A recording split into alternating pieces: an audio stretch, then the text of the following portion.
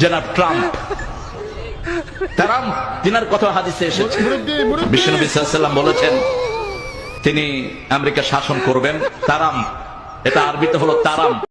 নগদ মিথ্যে চলমান চলছে টাটকা জাল হাদিস, একটা জাল এবং মিথ্যা কথা।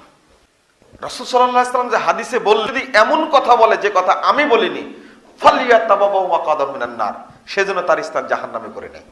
কত মিথ্যা কথা যে প্রচার করে সমাজে, ওয়াজ মাহফিলে, বিভিন্ন জায়গায় জায়গায়, ১০০র মধ্যে ৯৯টাই মিথ্যা কথা। এই ধর্মের নামে অজস্র মিথ্যা কথা সমাজে প্রচলিত আছে, যেগুলো আলেম ওলামাদের দ্বারাই সংগঠিত হচ্ছে, এবং বড় বড় জনপ্রিয় বক্তা যাদের কথা আপনি দিন রাত ২৪ ঘন্টা শুনছেন, ধর্মের নামে মিথ্যা কথা বলে যাচ্ছে, আপনি তাকে মনে করছেন এই একজন বড় আলেম।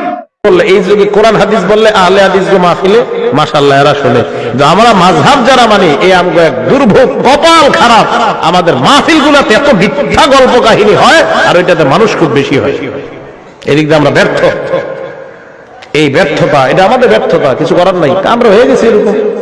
আহলে হাদিস এক জায়গায় সফল, এদের শ্রোতারা এদের মাহফিলে যায় হাদিস কোরআন শুনতে সফল, আমরা এই জায়গায় ব্যর্থ।